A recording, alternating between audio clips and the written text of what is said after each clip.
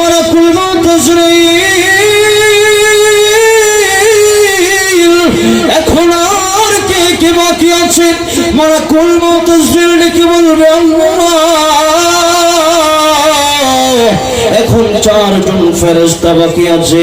পৃথিবীর একটা পিপিলিকাও বেঁচে নাই, একটা মানুষও পৃথিবীতে বেঁচে নাই, একজন ফেরেশতাও বেঁচে নাই। 4 জন ফেরেশতা বাদ দিয়া আল্লাহ রাব্বুল আলামিন বেঁচে আছে ইসরাফিল, বেঁচে আছে মিকাইল, বেঁচে আছে জিবরাইল, আর আমি আছি আজরাইল।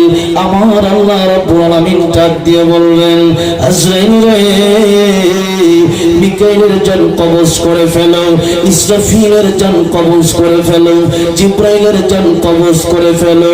এরা তো আমার আপনার মতো ছোট ছোট ফেরেশতা না, এরা এত বড় ফেরেশতা। ইসরাফিল আলাইহিস সালাম কত বড় ফেরেশতা!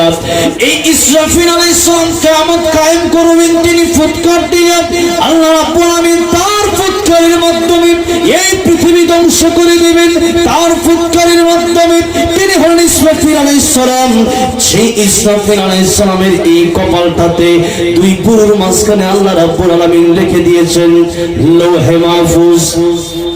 লৌহে মাহফুজ নাম আপনারা শুনছেন তো, কোরআন শরীফে লৌহে মাহফুজের নাম আছে না নাই?